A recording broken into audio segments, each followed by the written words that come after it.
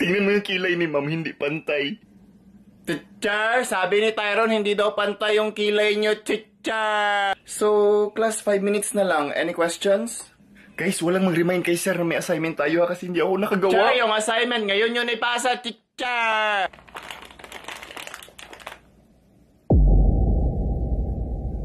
Huwag kang maingay Sana pogi ako ngayon. Pinaghandaan ko talaga tong araw na to. Ipapakilala na ako ng girlfriend ko sa magulang niya.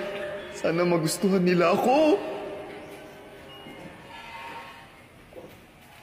Ma, ipapakilala ko sana. Anak, mamaya na yan. Nandito na yung delivery boy ng tubig. Iho nandyan yung galon sa baba, oh. Yan o, sa baba. Tingnan mo sa baba. Ano ba yan? Ang bagal kumilos? Anak ko, magkaka-boyfriend ka. Ayaw ko ng lampa tulad nito, ha. Saka yung muka, ayaw ko yung muka. Anak, pag ganyan yung muka, wag, ha.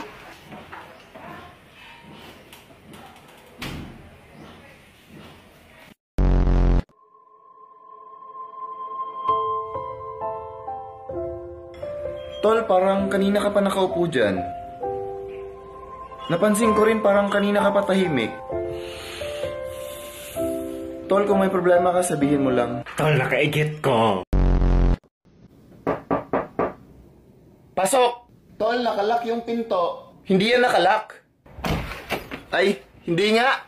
Oh, paano ka nakapasok? Sa pinto, hindi nakalak. Tol, nakalak yan. Hindi, nakapasok ako eh. Tol, ilak mo. Ano, dito sa loob? Hindi sa labas. Lalabas ako? Tol, sa labas mo ilak. Tol, hindi ako makalabas, nakalak.